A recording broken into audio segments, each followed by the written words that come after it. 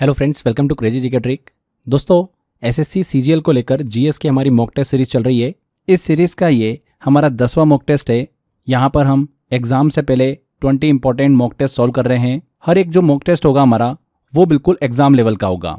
अगर आप इन mock test के अंदर 25 में से 18 से 22 के बीच में अगर क्वेश्चन सही सॉल्व कर देते हो, विच मीन्स एग्जाम में भी आप 18 से 20 तक क्वेश्चंस बिल्कुल करेक्ट करके आओगे। तो एग्जाम से पहले ये सीरीज आपका एक रियल टेस्ट होने वाली है। इससे आपको बेटर अंडरस्टैंडिंग मिलेगी कि आप कितना स्कोर कर पा रहे हैं एंड कहाँ पर आपको मेहनत करने की अभी भी ज़रूरत है। तो आपसे बस एक ही रिक्वेस्ट है मेरी कि इस पूरी सीरीज को प्रॉपर अच्छे से ईमानदारी से फॉलो करिएगा। 20 मॉक टेस्ट है, 20 मॉक टेस्ट आपको कंप्लीट करना है। एसएससी सीजीएल जीएस को लेकर मैंने आपको मास्टर वीडियो सीरीज भी दे रखी है। अगर आपने उस सीरीज को फॉलो नहीं किया है तो बहुत सिस्टमेटिक तरीके से मैंने हर एक सब्जेक्ट वाइज वहाँ पर आपको पढ़ाया है। हर एक सब्जेक्ट के इंपॉर्टेंट क्वेश्चंस हमने कवर करें। अगर वो सीरीज आपने नहीं देखी है, वीडियोस नहीं देखें, तो आप सिस्टमेटिक प्लेलिस्ट को फॉलो करिए। डेफिनेटली फ्रेंड्स, आपको एग्जाम में काफ़ी क्वेश्चंस इस सीरीज से देखने को मिलने वाले हैं। अच्छा, एक और चीज़, जो भी आपका स्कोर रहता है 25 जो क्वेश्चंस मैंने आपको सॉल्व कराए हैं वो 25 क्वेश्चंस, एक क्वेश्चन 2 मार्क्स का होगा। बिल्कुल एग्जाम लेवल के ही यहाँ पर हम स्कोर लेके चलेंगे। तो जो भी आप फाइनल स्कोर करते हो, आप कमेंट बॉक्स में ज़रूर बताइएगा मुझे कि आपका फाइनल स्कोर क्या रहा। एक क्वेश्चन सही करने के आपको 2 मार्क्स मिलेंगे और एक क्वेश्चन गलत होता है तो 0.5 की आपकी माइनस मार्किंग होने वाली है। ठीक है, तो चलिए अब हम हमारे सेशन को स्टार्ट करते हैं। पहला क्वेश्चन है, इनमें से किसे 2025 में प्राणी मित्र राष्ट्रीय पुरस्कार नहीं मिला है?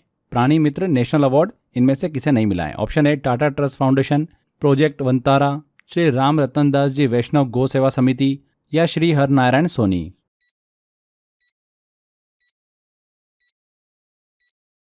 तो प्राणी मित्र पुरस्कार 2025 में animal welfare board of India द्वारा 27 फरवरी को दिया गया। ये पुरस्कार प्रोजेक्ट वंतारा, श्री राम रतन दास जी वैष्णव गौ सेवा समिति और श्री हरनारायण सोनी को दिया गया। टाटा ट्रस्ट फाउंडेशन को नहीं दिया गया। टाटा ट्रस्ट फाउंडेशन को यह अवार्ड जो है 2021 में दिया गया था, 2025 में नहीं। A answer. कृत्रिम किडनी के उपयोग से नाइट्रोजन युक्त अपशिष्ट को हटाने की प्रक्रिया क्या कहलाती है? हेमोडायलिसिस, ट्रांसप्लांटेशन, राइनोप्लास्टी या एंजियोग्राम।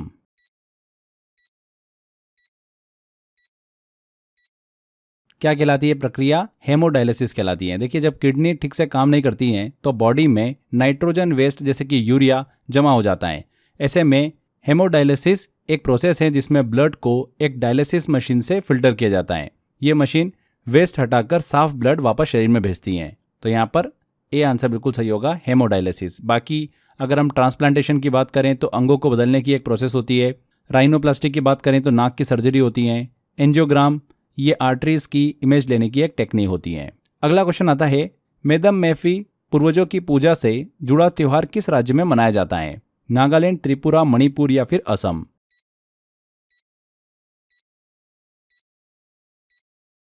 तो मेदम मेफी फेस्टिवल असम में सेलिब्रेट किया जाता है, खास करके ताई अहोम समुदाय द्वारा। यह फेस्टिवल एंसेस्टर वर्शिप, पूर्वजों की पूजा के लिए होता है। मी का मतलब होता है ऑफरिंग, दम का मतलब होता है पूर्वज एंड फी का अर्थ होता है गॉड, देवता। ये जनवरी के आखिरी सप्ताह 26 से 31 जनवरी में सेलिब्रेट किया जाता है। इस त्यौहार के दौरान सामूहिक पूजा और सांस्कृतिक कार्यक्रम भी आयोजित होते हैं। तो असम में सेलिब्रेट किया जाता है। नेक्स्ट है, बोचे एक पारंपरिक दूल्हे की तलवार है जिसे आदिवासी विवाह समारोह के दौरान किस राज्य में पहना जाता है? ऑप्शन है आंध्र प्रदेश, उत्तर प्रदेश, मध्य प्रदेश या फिर अरुणाचल प्रदेश।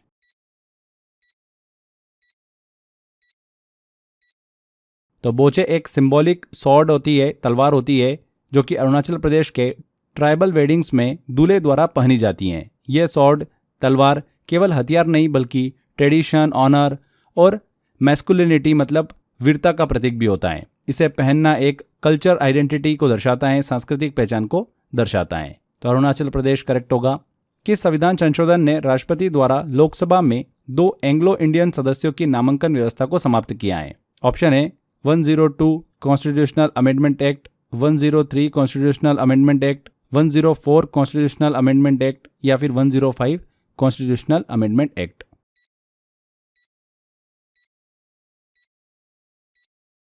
तो करेक्ट आंसर इसका 104 कॉन्स्टिट्यूशनल अमेंडमेंट एक्ट, 104वां संविधान संशोधन 2019 में पास हुआ था, 25 जनवरी 2020 से लागू हुआ। इसके तहत आर्टिकल 334 में बदलाव करके एंग्लो इंडियन समुदाय के लोकसभा और विधानसभाओं में नॉमिनेशन की व्यवस्था को समाप्त कर दिया गया। पहले राष्ट्रपति जी को अधिकार था कि यदि जरूरत हो तो वो 2 एंग्लो इंडियन मेंबर को लोकसभा में नॉमिनेट कर सकते हैं। अब ये व्यवस्था जो है हट चुकी है। किस संविधान संशोधन के तहत? 104 संविधान संशोधन के तहत। C answer. इनमें से कौन इलेक्ट्रिसिटी का बहुत अच्छा चालक है? माइका, बेकेलाइट, ग्रेफाइट या शुष्क वायु, ड्राई एयर?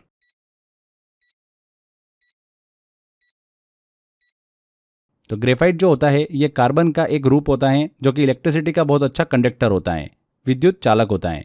इसकी स्ट्रक्चर में हर कार्बन एटम 3 अन्य एटम से जुड़ा हुआ होता है और एक इलेक्ट्रॉन जो होता है वो बचा रहता है जो कि फ्रीली मूव करता है। यही करंट को, विद्युत धारा को बहने देता है। इसका इस्तेमाल बैटरी, इलेक्ट्रोड्स, पेंसिल लेड और बिजली के ब्रशों में होता है। अदर ऑप्शन देखेंगे तो माइका और ड्राई एयर जो है ये गुड इंसुलेटर होते हैं। बेकेलाइट एक प्लास्टिक टाइप इंसुलेटर है जो कि स्विचेस में यूज होता है। तो graphite is the correct answer. Next है स्टीव स्मिथ, जिन्होंने वनडे इंटरनेशनल से संन्यास की घोषणा की, किस देश के खिलाड़ी हैं? ऑस्ट्रेलिया, दक्षिण अफ्रीका, इंग्लैंड या न्यूजीलैंड?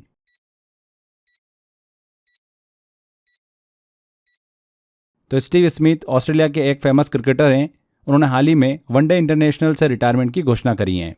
वर्ल्ड के सबसे कंसिस्टेंट और स्किल्ड बल्लेबाजों में माने जाते हैं। तो यहाँ पर ऑस्ट्रेलिया। इनमें से कौन सा सुधार आंदोलन वर्ष 1829 में लॉर्ड विलियम बेंटिक के कार्यकाल के दौरान हुआ था?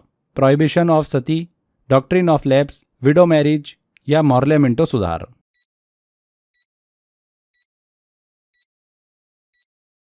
कौन सा सुधार आंदोलन? सती प्रथा, प्रोहिबिशन ऑफ सती।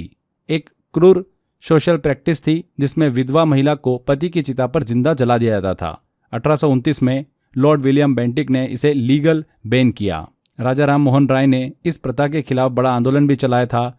इस पर 1829 में एक कानून भी बना, सती प्रथा का प्रतिषेध। A answer. यहाँ पर दोस्तों आगे अगला क्वेश्चन लें उससे पहले छोटी सी इन्फॉर्मेशन आप सभी के लिए। एसएससी सीजीएल की आप तैयारी कर रहे हो एग्जाम की, उसके लिए स्पेशल पैकेज हमने लॉन्च किया आपके लिए, जिसमें हमने आपको 10,000 जीएस के 1 लाइनर दिए हैं, मैथ्स टॉपिक वाइज ई बुक प्रोवाइड करिए, रीजनिंग की टॉपिक वाइज ई बुक दिए, इंग्लिश की टॉपिक वाइज ई बुक दिए। प्रीवियस ईयर जो क्वेश्चंस हैं एसएससी के 2023, 2022, 2024, इन सब ईयर का हमने आपको एक प्रॉपर एनालिसिस करके दिया है, जिससे आपको आइडिया लगेगा कि किस तरीके के क्वेश्चन, किस टॉपिक से ज़्यादा क्वेश्चंस पूछे जाते हैं। 30 मॉक टेस्ट हमने आपको दिए हैं। लास्ट 2 ईयर का करंट अफेयर दिया है इस पैकेज में। मैराथन पीडीएफ हमने आपको प्रोवाइड करी है। ये सारा 350 रुपये के आसपास की प्राइसिंग होती है, जो कि आपको सिर्फ स्पेशल ऑफर में 49 रुपीज़ में मिल रही है। तो इस पैकेज को लेंगे, ये सारा कंटेंट आपको मिल जाएगा। यकीन मानिए फ्रेंड्स, ये आपके नॉलेज को ना सिर्फ अपग्रेड करेगा बल्कि एग्जाम में आपके स्कोर को भी 40 से 50% तक सीधा बूस्ट कर सकता है। ये सिर्फ एक कोर्स नहीं बल्कि आपके सिलेक्शन की एक स्मार्ट स्ट्रेटेजी भी है। तो अगर आप ये पैकेज एनरोल करना चाहते हैं तो डिस्क्रिप्शन बॉक्स और कमेंट बॉक्स में लिंक दे रखा है। इसके अलावा क्रेजी जीके ट्रिक एप्लीकेशन पर जाएंगे, वहां से भी आप इसको एनरोल कर सकते हैं। तो एक छोटी सी इन्फॉर्मेशन थी आप सभी के लिए। आई होप आपको पसंद आई होगी। चलिए वापस आते हैं हमारे क्वेश्चन पर। 17वीं शताब्दी में आइजैक न्यूटन ने किस प्रकार की दूरबीन का आविष्कार किया जिसमें सामान्य लेंस की जगह अवतल दर्पण का प्रयोग हुआ था? Traditional telescope, Galilean telescope, reflecting telescope या रिफ्रैक्टिंग टेलीस्कोप?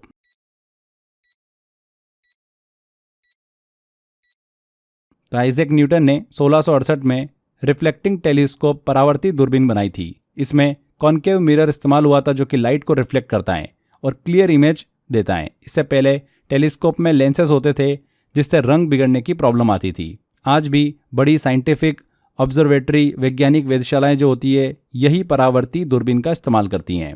तो रिफ्लेक्टिंग टेलीस्कोप। C answer. पालक में इनमें से कौन सा अम्ल पाया जाता है, कौन सा एसिड पाया जाता है? Formic acid, lactic acid, citric acid या ऑक्जेलिक एसिड?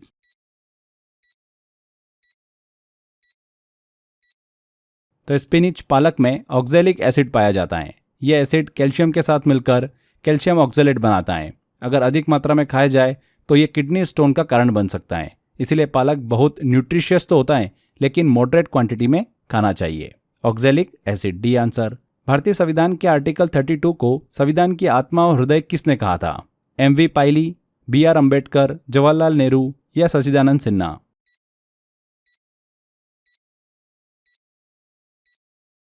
किसने कहा था? बीआर अंबेडकर ने। आर्टिकल 32 को heart and soul of the constitution कहा।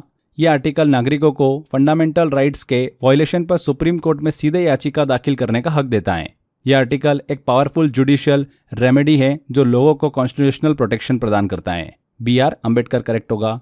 विदेशी धरती पर फहराया जाने वाला पहला भारतीय ध्वज बीकाजी कामा द्वारा 1907 में कहां पर फहराया गया? रूस, इंग्लैंड, फ्रांस या फिर जर्मनी?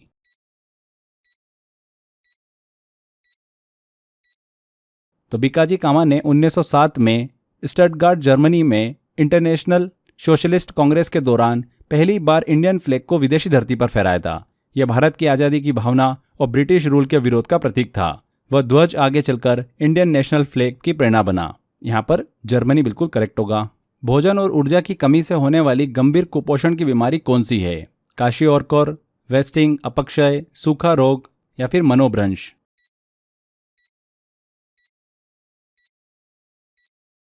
करेक्ट आंसर होगा इसका मेरास्मस, सूखा रोग। मेरास्मस तब होता है जब शरीर को लंबे समय तक पर्याप्त फूड और कैलोरीज नहीं मिलती हैं। यह आमतौर पर 1 साल से कम उम्र के बच्चों में होता है। इसमें शरीर की फैट जो होती है, चर्बी और मसल्स तेजी से खत्म हो जाती हैं। बच्चा बहुत ही कमजोर, सूखा और हड्डियों जैसा दिखाई देता है। तो यहाँ पर मेरास्मस सी आंसर बिल्कुल करेक्ट होगा। क्वाशियोरकर की बात करें तो प्रोटीन डिफिशियंसी से होता है, ये सूजन का मुख्य कारण होता है। वेस्टिंग की बात करेंगे तो सामान्य वेट लॉस होता है। एंड मनोभ्रंश की बात करें तो मेंटल डिसऑर्डर है। आगे बढ़ते हैं। अगला आता है क्वेश्चन 2011 की अंतिम जनगणना के अनुसार भारत में जनसंख्या घनत्व कितना है? पॉपुलेशन डेंसिटी कितनी है? 324, 352, 372 या 382?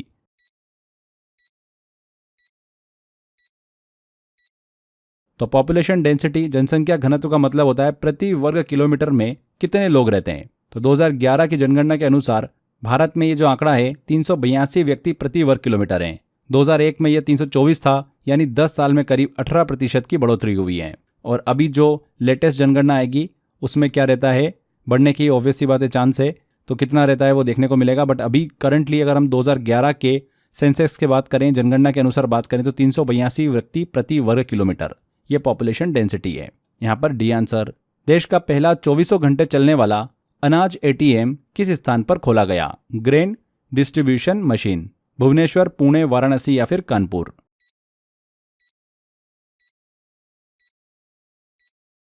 तो भुवनेश्वर ओडिशा की जो राजधानी है वहां पर देश का पहला 24x7 ग्रेन एटीएम जो है वो शुरू किया गया। इसे अन्नपूर्ति नाम दिया गया। इसका मकसद है राशन कार्ड धारकों को बिना लाइन लगाए कभी भी अनाज मिल सके। ये इनिशिएटिव ऑटोमेशन और इफिशिएंसी, कुशलता और स्वचालन को बढ़ावा देता है। तो भुवनेश्वर करेक्ट होगा। नेक्स्ट है, मनुष्यों में जो मांसपेशियों को हड्डियों से जोड़ने वाला टिश्यू होता है क्या कहलाता है? टेंडन, फाइबर, एक्सॉन या फिर थाई?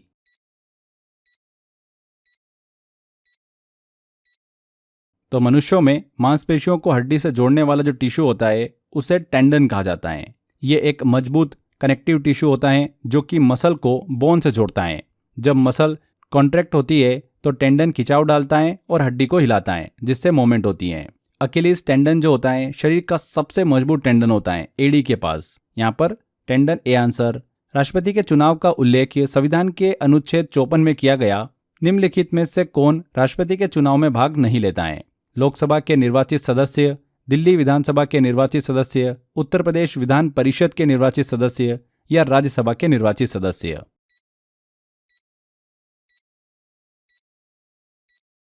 तो देखिए आर्टिकल 54 के अनुसार राष्ट्रपति का चुनाव होता है इलेक्टोरल कॉलेज द्वारा, जिसमें शामिल हैं लोकसभा प्लस राज्यसभा के इलेक्टेड मेंबर्स और राज्य और केंद्रशासित प्रदेशों की विधानसभाओं के इलेक्टेड मेंबर्स। लेकिन लेजिस्लेटिव काउंसिल्स के सदस्य जैसे कि उत्तर प्रदेश विधान परिषद इस चुनाव में भाग नहीं लेते हैं। इसके अलावा जो मनोनीत सदस्य होते हैं, नॉमिनेटेड मेंबर्स होते हैं, वो भी शामिल नहीं होते हैं। तो उस हिसाब से देखिए सी ऑप्शन, उत्तर प्रदेश विधान परिषद के निर्वाचित सदस्य, सी आंसर सही होगा।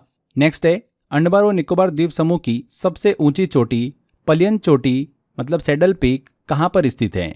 ग्रेट निकोबार में, मिडिल अंडमान में, लिटिल अंडमान में या नॉर्थ अंडमान में?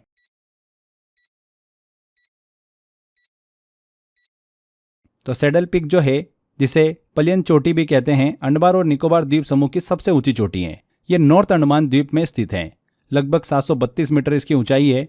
यह क्षेत्र सैडल पीक नेशनल पार्क के अंतर्गत आता है। ट्रैकिंग और बायोडाइवर्सिटी, जैव विविधता के लिए काफी ज्यादा प्रसिद्ध भी हैं। तो इन नॉर्थ अंडमान। अगला है, भीम यूपीआई के संदर्भ में भीम में आई का क्या अर्थ है? इंश्योरेंस, आइडेंटिटी, इंटरफेयर या इंटरफेस?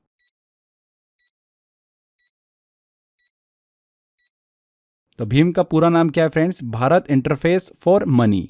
इसमें आई का अर्थ होता है इंटरफेस। इंटरफेस का मतलब है ऐसा सिस्टम जो यूजर को टेक्नोलॉजी से इंटरेक्ट करने की सुविधा देता है। भीम ऐप यूपीआई के जरिए डिजिटल पेमेंट को आसान बनाता है। इसे एनपीसीआई ने डेवलप किया है, national payments corporation of India ने। तो इंटरफेस यहाँ पर आई का मतलब होता है। नेक्स्ट है विजय विश्व तिरंगा प्यारा झंडा गीत जो है इसके रचयिता कौन है? रामधारी सिंह दिनकर, श्यामलाल गुप्त पार्षद, मैथिली शरण गुप्त या विष्णु दिगंबर पलुस्कर?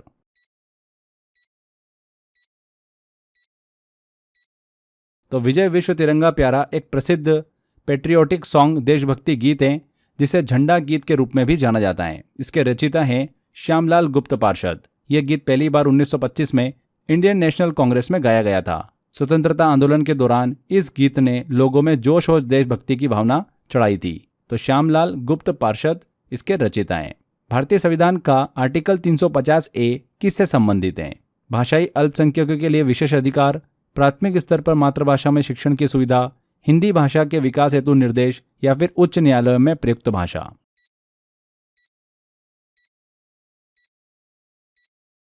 तो आर्टिकल 350A संविधान में यह कहता है कि स्टेट्स और लोकल अथॉरिटीज को लिंग्विस्टिक माइनॉरिटीज भाषाई अल्पसंख्यक बच्चों को प्राइमरी एजुकेशन उनकी मदर टंग में देने की सुविधा देनी चाहिए। इसका उद्देश्य है कि बच्चों को उनकी भाषा में पढ़ाई से बेहतर समझ और शिक्षा देना।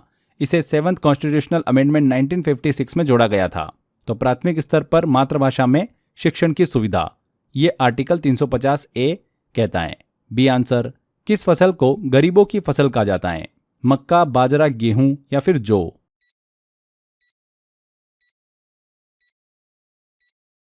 तो बाजरा जो है इसे पुअर मैन्स क्रॉप कहा जाता है, गरीबों की फसल। यह कम खर्च, कम पानी और खराब जमीन में भी उग सकता है। यह एक हॉर्डी क्रॉप कठोर फसल है जो सूखे क्षेत्र में भी अच्छी पैदावार देती है। इसमें आयरन, कैल्शियम, फाइबर ये सभी न्यूट्रिशन भरपूर मात्रा में होते हैं।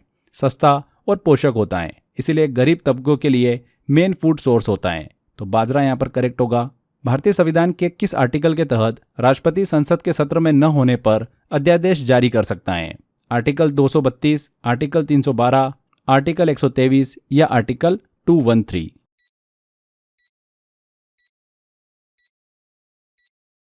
दो 213।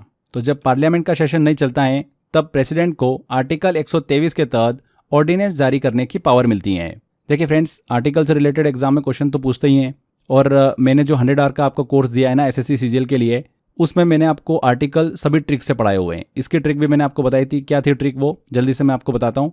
देखिए यहाँ पर ऑर्डिनेंस की बात हो रही है। अगर आप ऑर्डिनेंस में स्टार्टिंग में एक वर्ड देखोगे ऑर्डर, देखो दिख रहा है ना आपको ऑर्डिनेंस ऑर्डर। अब आपको यहाँ पर जो नंबर देखना है वो बिल्कुल ऑर्डर में देखना है। तो अगर आप यहाँ पर एकमात्र ऑप्शन देखोगे सी, जो कि ऑर्डर में 1 2 3 ऑर्डर में है ना यहाँ पर संख्या, तो आर्टिकल 1 2 3 ही ऑर्डिनेंस से रिलेटेड है। तो इस तरीके से मैंने आपको सारे आर्टिकल्स की ट्रिक बता रखी है 100 आवर जीएस के कोर्स के अंदर। तो जिन भी बच्चों ने नहीं लिया है आप उस कोर्स को लीजिए, 100% फ्रेंड्स आपको फायदा मिलने वाला है। ज़बरदस्त तरीके से मैंने आपको उसके अंदर पढ़ाया हुआ है। To the point exam oriented हमने पढ़ा है। मात्र 500 रुपीज़ में आप इस कोर्स को एनरोल कर सकते हैं। सारे सब्जेक्ट्स मैंने आपको उसके अंदर कवर करा रखे हैं। History, geography, polity, art and culture सभी कुछ आपको उस कोर्स में मिल जाएगा। कोर्स की प्राइस है मात्र 500 रुपये। 5 मंथ की वैलिडिटी है। प्री और एडवांस दोनों आपके देखिए कवर हो जाएंगे। अगर आपने अभी तक एनरोल नहीं कराएं तो लिंक मैंने डिस्क्रिप्शन बॉक्स में दे रखी है, कमेंट बॉक्स में पिन कर रखी है, वहाँ पर क्लिक कर आप ले सकते हैं। इसके अलावा crazy GK trick application download करोगे तो वहाँ पर फाउंडेशन कोर्स में कोर्स बाय अक्षय सर वाला फोल्डर दिखेगा, उसमें ऑप्शन दिया हुआ है एनरोल करने का। तो वापस आते हैं हमारे लेक्चर पर। देखिए यहाँ पर आर्टिकल 1 2 3 बिल्कुल करेक्ट होगा। जब पार्लियामेंट का सेशन नहीं चलता है तब प्रेसिडेंट को आर्टिकल 1 2 3 के तहत ऑर्डिनेंस जारी करने की पावर मिलती है। ये ऑर्डिनेंस पार्लियामेंट द्वारा बनाए गए लॉ जितना ही शक्तिशाली होता है। इसकी ज़रूरत तब होती है जब अर्जेंट मैटर हो और संसद की प्रतीक्षा नहीं की जा सकती हो, तब उसे जारी किया जाता है। मतलब बोल सकते हैं टेम्पररी कानून। लेकिन अगर ये ऑर्डिनेंस 6 वीक्स में संसद द्वारा पास न हो तो खुद ब खुद एक्सपायर हो जाता है। तो आर्टिकल 1 2 3। नेक्स्ट है उत्तल दर्पण द्वारा बनने वाला प्रतिबिंब सदैव कैसा होता है? उत्तल दर्पण मतलब कॉन्वेक्स मिरर। आभासी और उल्टा, वर्चुअल एंड इन्वर्टेड, वास्तविक और सीधा, रियल एंड अपराइट, आभासी और सीधा या फिर वास्तविक और उल्टा?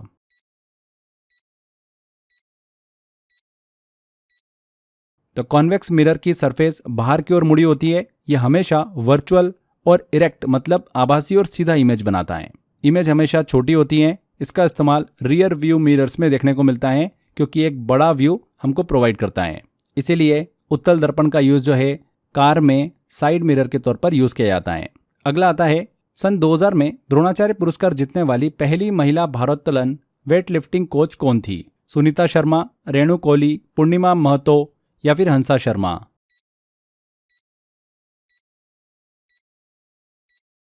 करेक्ट आंसर होगा इसका हंसा शर्मा। भारत की पहली महिला वेट लिफ्टिंग कोच जिन्हें द्रोणाचार्य अवार्ड मिला, यह अवार्ड सन 2000 में उन्हें दिया गया था। उन्होंने कई खिलाड़ियों को ट्रेन किया और भारत के वेट लिफ्टिंग क्षेत्र में ऐतिहासिक योगदान दिया है। यह अचीवमेंट वुमेन कोचेस के लिए एक बड़ी प्रेरणा भी बनी। तो द्रोणाचार्य पुरस्कार जीतने वाली पहली भारोत्तोलन वेट लिफ्टिंग कोच कौन थी? हंसा शर्मा थी। D answer. तो यहाँ पर हमारा ये टेस्ट कंप्लीट होता है। जो भी आपका स्कोर रहा है इस टेस्ट के अंदर 25 में से आपने कितने क्वेश्चन सही करे हैं, जितने भी क्वेश्चन आपने सही करें उसमें 2 का मल्टीप्लाई हो जाएगा क्योंकि एक क्वेश्चन 2 मार्क्स का है। एंड जितने क्वेश्चन आपने गलत करें उसकी 0.5 की माइनस मार्किंग होगी। उसके हिसाब से आपका जो भी फाइनल स्कोर हो रहा है वो आपको यहाँ पर कमेंट में बताना है। ठीक है, ईमानदारी से बताइएगा अपना स्कोर, जिससे कि धीरे धीरे आप मेहनत करके अच्छे स्कोर तक पहुंच पाओ। तो ये था हमारा 10वां टेस्ट। आई होप आपको मज़ा भी आया होगा एंड जहाँ पर आपकी गलती हो रही है वो पॉइंट भी आपको समझ में आया होगा। बस ऐसे ही लगातार अच्छे से मेहनत करते रहो। तो आज के सेशन को यहीं एंड करते हैं। आई होप आपको वीडियो अच्छा लगा है। ज़्यादा से ज़्यादा वीडियो को शेयर कर दीजिएगा एंड कमेंट करके ज़रूर बताइएगा कि वीडियो कैसा लगा। आपने अभी तक फ्रेंड्स अगर चैनल को सब्सक्राइब नहीं करा है तो सब्सक्राइब कर लीजिए, क्योंकि ऐसे ही बहुत ही informative and to the point exam oriented content मैं आपके लिए लेकर आता रहता हूँ। तो मिलते हैं अगले वीडियो में। Till then bye bye.